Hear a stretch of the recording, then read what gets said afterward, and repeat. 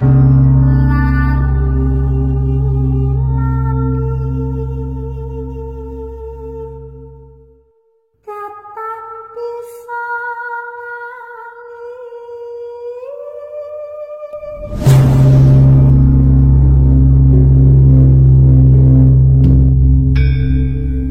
tetaplah bersiaga. Keberadaan wanita-wanita yang tanpa busana itu akan menguntungkan pihak kita. Arok kemudian menempatkan para pemanah jitu dari pasukannya dengan dipimpin oleh Gagak Inget untuk kemudian mengambil posisi di tempat-tempat tertentu. Sesaat kemudian datanglah rombongan besar dari para pasukan Kediri. Tanpa diberi aba-aba, sekitar 50 prajurit Kediri di barisan depan tersebut kemudian bergegas memasuki Kali Brantas untuk mengejar para wanita penggoda birahi itu.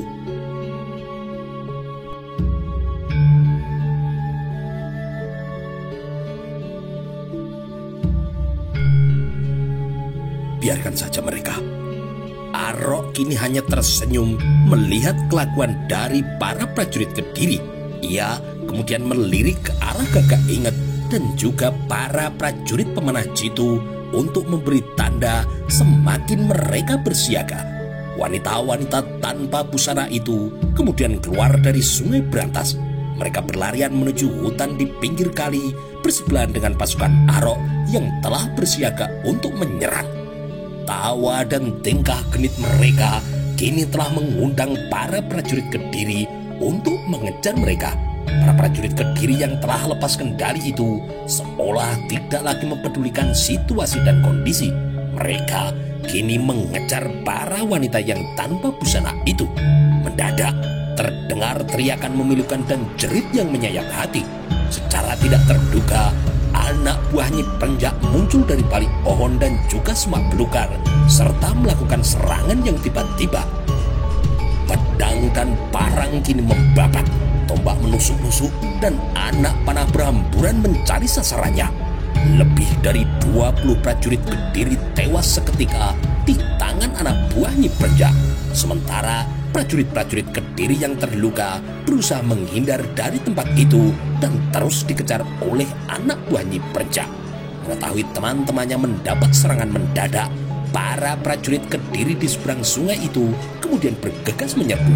Mereka masuk ke dalam Sungai Brantas dan bersegera menuju daratan di pinggir sungai itu untuk membantu teman-temannya. Anak buah Nyi Prenjak kini melawan dengan sengit. Pertempuran tidak seimbang terjadi. Secara pasti, para prajurit Kediri berhasil mendesak anak buah Nyi Prenjak hingga para perampok wanita itu mundur dan dikejar oleh para prajurit Kediri. Arok kini memberikan aba-aba kepada Gagak Inget. Sejenak kemudian, anak-anak panah segera berterbangan menghujani pasukan Kediri, baik yang masih berada di Sungai Brantas maupun yang tengah mengejar anak buah Nyi Prenjak. Jerit ketakutan, jerit kesakitan, teriakan memilukan kini kembali terdengar. Tubuh-tubuh prajurit kini bergelimpangan di Kali Brantas, hingga Kali Brantas pun seketika memerah. Begitu pula dengan prajurit-prajurit Kediri yang tengah mengejar anak buah Nyi Prenjak. Mereka terkepung dari dua arah, di depan melawan anak buah Nyi Prenjak, dan dari belakang mereka dihujani anak-anak panah dari para prajurit Tumapel pimpinan Gagak Inget. Maeso Walungan kini terperanjat luar biasa. Begitu cepatnya ia kehilangan banyak prajurit oleh jebakan maut itu. Suaranya pun kini menggelegar, memerintahkan segenap prajuritnya untuk mengurungkan menyeberangi Kali Brantas. Arok kini membagi dua pasukannya. Diperintahkannya kita untuk memimpin pasukan dan berhadapan langsung dengan pasukan Kediri. Ia perintahkan untuk melawan pasukan Kediri yang berani menyeberangi Kali Brantas. Sementara Arok dengan sebagian kecil pasukan pimpinannya melawan para prajurit Kediri yang terkepung. Ken Arok kini mengamuk sejadi-jadinya. Pedang tajamnya berkelebat membabat, menusuk, dan membacok setiap prajurit Kediri yang ditemuinya. Tubuh-tubuh prajurit Kediri bertumbangan diterjang oleh anak pungut Bahmana Rohgawi itu. Sepak terjang Arok menimbulkan kengerian yang sangat. di kalangan para prajurit Kediri dan membangkitkan semangat bertempur pasukan Tumapel. Tidak berapa lama, prajurit-prajurit Kediri itu berhasil dikalahkan. Sebagian besar kehilangan nyawa dan sebagian lainnya memilih untuk menyerah. Saat Arok mengamuk, di saat itu pula anak buah Nyi Prenjak menghilang ke dalam lebatnya hutan. Maesa Walungan kemudian memerintahkan segenap pasukannya untuk mundur menjauhi Kalibrantas. Mereka lantas mendirikan perkemahan dan mengatur strategi penyerangan.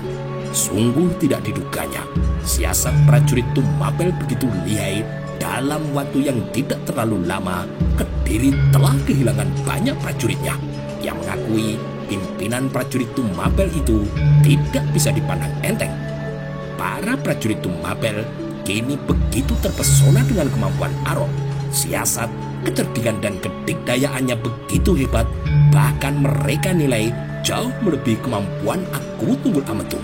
Mereka kian yakin di bawah pimpinan Arok mereka akan mampu mengalahkan Kediri.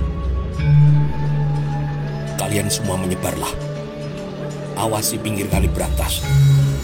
Laporkan segera gerak-gerik mereka yang sekiranya mencurigakan. Arok kemudian memerintahkan segenap anak buahnya untuk menyebar di pinggir Kalibrantas guna mengantisipasi serangan pasukan Kediri. Gagak Inget kini ditunjuknya menjadi pemimpin sementara. Arok dan Tita kemudian menuju ke Tegal Gondo guna menjumpai pasukan yang dipimpin oleh Kolosewu. Paman, pasukan kita berhasil memukul mundur Kediri di Pendem. Kini mereka berkemah di seberang Kalibrantas. Kita berganti memimpin, Paman. Pimpinlah pasukan yang di Pendem. Biar pasukan di sini, aku yang memimpin, kata Arok setiba di hadapan Kolosewu. Baik. Jika nanti aku telah menyerang mereka, Paman pimpin pasukan kita di Pendem untuk kemudian segera menyerang Paman. Baik, akan segera aku lakukan. Arok kemudian menunjuk 300 prajurit tetap tinggal bersamanya dan memerintahkan sisanya untuk menyertai Kolosewu menuju Pendem. Kolosewu bergegas menaiki kudanya dan memimpin pasukannya menuju ke arah Pendem setelah diaturkan sembahnya untuk Arok. Kepada 300 prajuritnya, Arok memerintahkan untuk menyeberang Kalibrantas. Dengan menaiki beberapa rakit, Tita dan para prajurit Tumapel kini mencapai daratan di seberang sungai. Sementara Arok mengerahkan tenaga dalamnya untuk melompati Kalibrantas dari seberang kali ke seberang lainnya. 300 prajurit pimpinan Arok dan Tita kini telah bergerak cepat menuju ke daerah perkemahan pasukan Kediri. Kedatangan mereka telah diketahui oleh para prajurit Kediri yang berjaga di barisan terdepan. Mereka kini berteriak-teriak. Maesa Walungan pun segera memerintahkan pasukan pemanahnya untuk bersiaga menghadapi serangan Tumapel. Arok memerintahkan 200 prajuritnya untuk bersiaga di belakang dengan panah untuk melindungi ia, Tita dan 100 prajurit Tumapel yang akan menyerang di depan. Kini bergeraklah mereka dengan perisai-perisai pelindung tubuh menyerbu di bawah hujan anak panah pasukan Kediri. Begitu dekat di perkemahan, tubuh Arok kini meloncat keluar dari lindungan perisai-perisai dan kemudian langsung mengamuk. Begitu pula dengan Tita. 200 prajurit Tumapel lantas bergabung dengan 100 prajurit di depan turut menyerang. Maka perang kini kembali berkobar dengan dahsyat. Arok kembali menunjukkan kemampuan luar biasanya. Ia menerjang dengan ganas di depan, diikuti Tita dan para prajuritnya. Terbelalalah para prajurit Kediri mendapati tubuh Arok tidak mempan oleh senjata tajam. Pedang, parang, tombak, keris dan anak panah serasa membentur besi baja saat menerpa tubuh Arok. Dan sebaliknya, pedang di tangan Arok begitu ganas berkelebat, membabat dan membuat tubuh-tubuh prajurit Kediri di dekatnya bertumbangan. Begitu pula dengan Tita. Meskipun tidak sehebat Arok, 2 pedang di tangan Tita telah membuat banyak prajurit Kediri meregang kehilangan nyawa. Konsentrasi para prajurit Kediri untuk melawan Arok dan para prajuritnya menjadi semakin buyar setelah dari sebelang kali berantas mendadak datang serangan prajurit Tumapel di bawah pimpinan Kolosewu. Gelombang serangan itu telah membuat pasukan Kediri serasa terjepit dari dua arah. Meskipun Mahesa Walungan telah turun langsung, namun pasukan Kediri kini terus terdesak.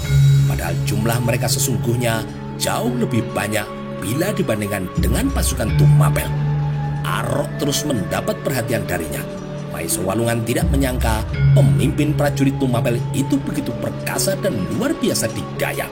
Perhitungannya untuk menghabisi Tumapel setelah kematian Tunggul Ametung meleset sangat jauh. Di matanya, Arok ternyata lebih didaya bila dibandingkan dengan Tunggul Ametung. Perang kini terus berkecamuk. Padang Palagan telah dibanjiri darah, dipenuhi tubuh-tubuh prajurit yang bergelimpangan. Mereka yang tewas, mereka yang terluka dari Kediri dan Tumapel, meskipun kebanyakan dari mereka adalah prajurit-prajurit Dandang Gendis.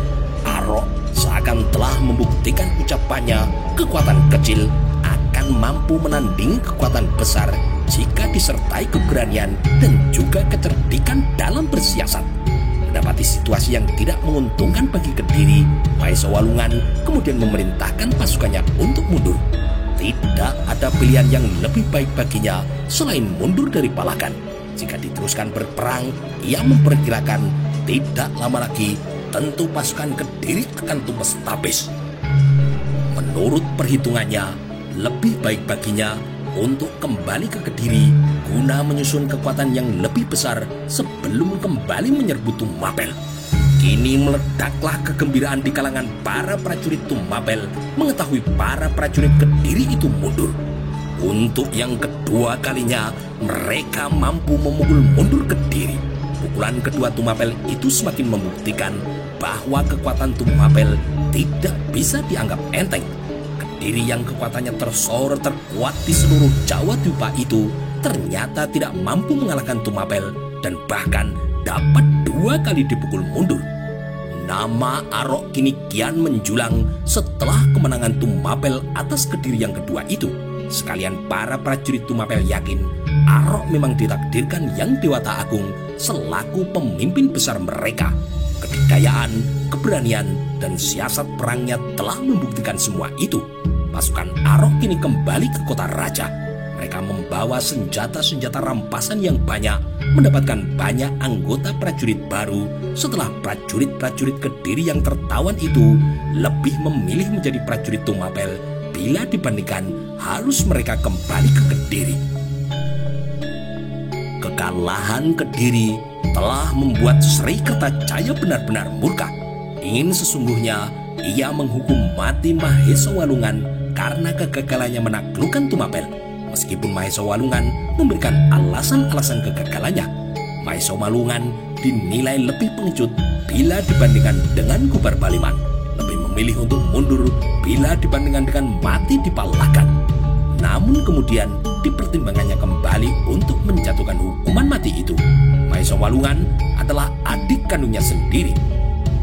Selama ini Mahesa Walungan senantiasa menunjukkan kesetiaan kepadanya, selalu mendukungnya, dan jika hukuman mati diterapkannya, maka ia akan kehilangan saudara kandung sekaligus tangan kanan kepercayaannya. Jika Mahesa Walungan ia ampuni, tidak begitu halnya dengan keluarga prajurit-prajurit Kediri yang membelot.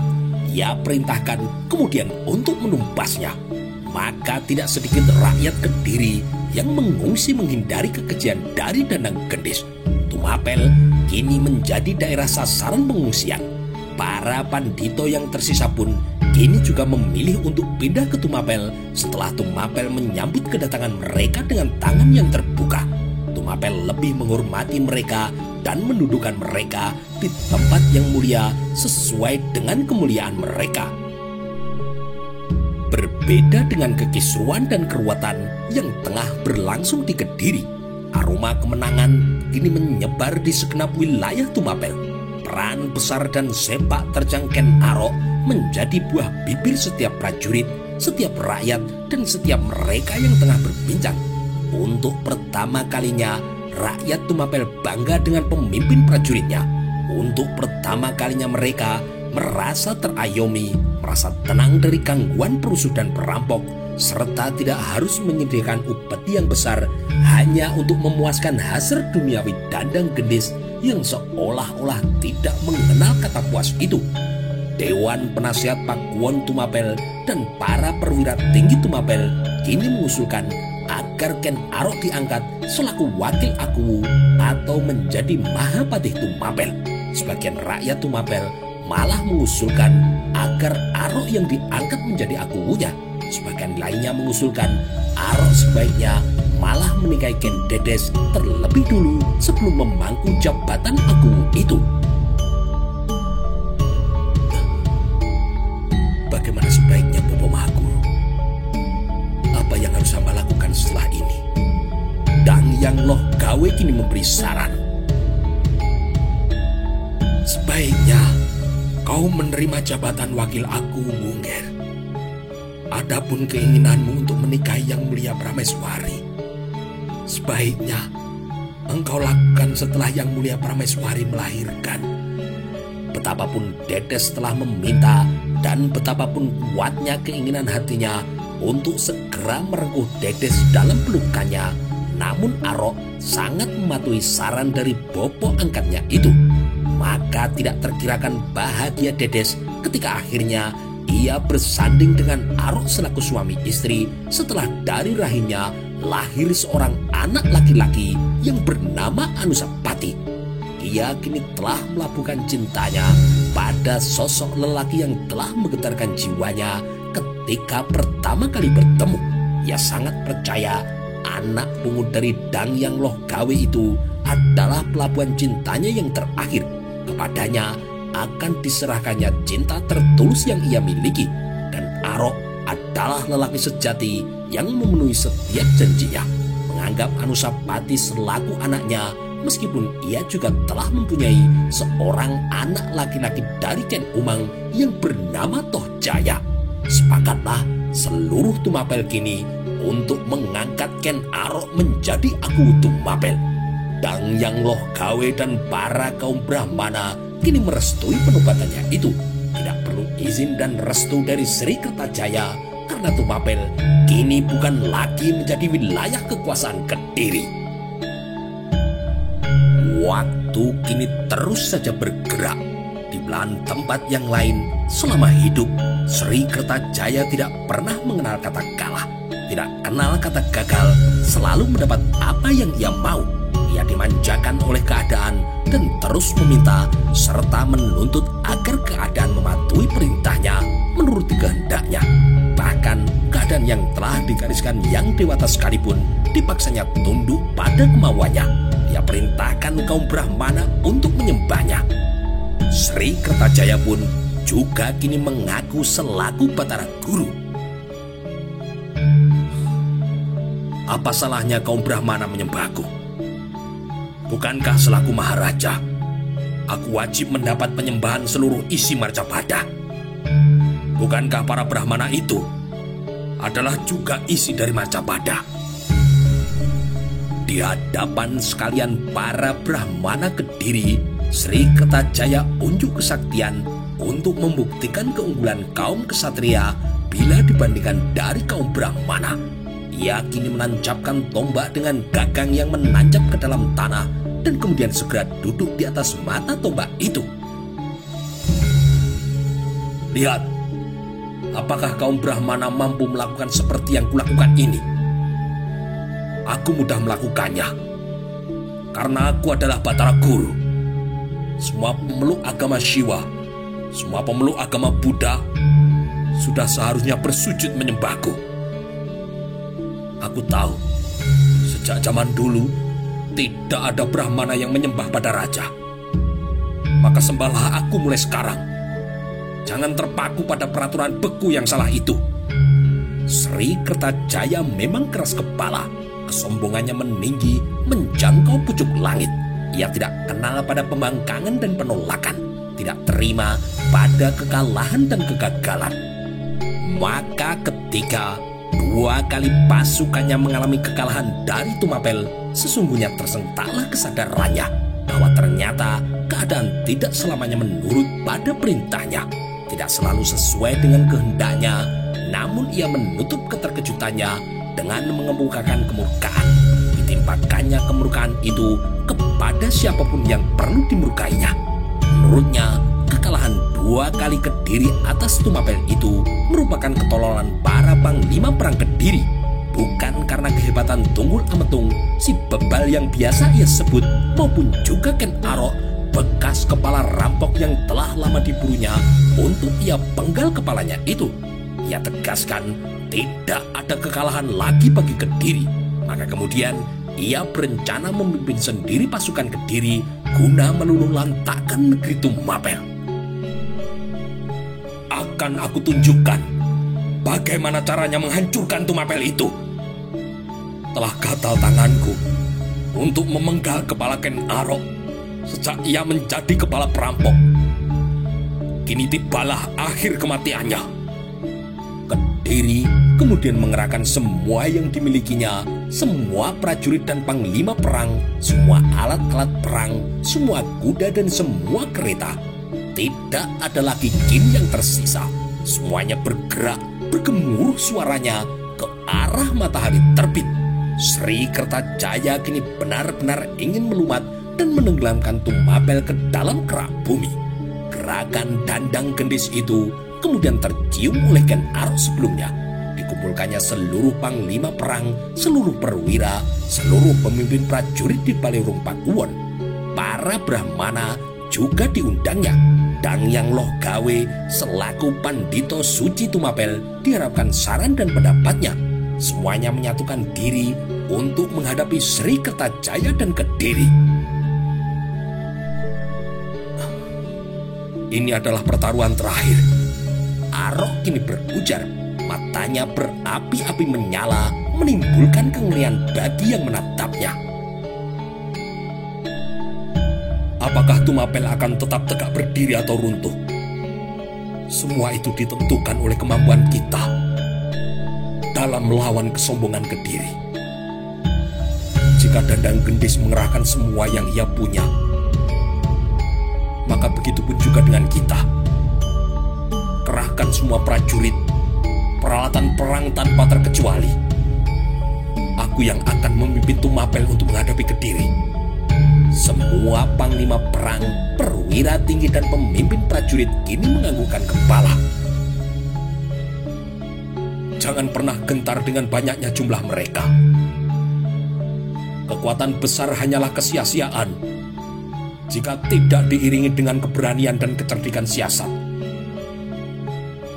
Aku minta, demi keagungan dan kejayaan Tumapel, tidak ada kata mundur setapak pun bagi kita semua. Kita tidak menyerang Kediri. Namun jika mereka hendak mengusik ketentraman Tumapel, hanyalah kemenangan yang akan kita raih atau kematian yang akan kita temui di medan laga. Semua panglima perang, perwira tinggi, dan juga para pemimpin prajurit kini menyambut seruan Arok itu dengan semangat. Serta jangan lupa, kita mohon agar para Brahmana sudi mengiringi kita dengan doa dan restunya. Semoga Yang Dewata Agung memberkahi kita semua dalam menegakkan Tumapel. Arok kini menyembah dan mencium kaki Dangyang Loh Gawe. Mata Dangyang Loh Gawe berkaca-kaca. Dielus-elusnya kepala Ken Arok dengan getar-getar bangka. Yang Dewata Agung, kiranya merestuimu anakku. Berangkatlah dengan gagah. Lawanlah kesombongan itu dengan keperwiraanmu anakku. Hamba Bopo Mahaguru. Arok kemudian menyembah dan mencium kaki Empu Balot yang sengaja datang dari Turyan Tapada. Anakku, berangkatlah. Doa restuku mengiringimu. Empu Balot kini mencium ubun-ubun Arok.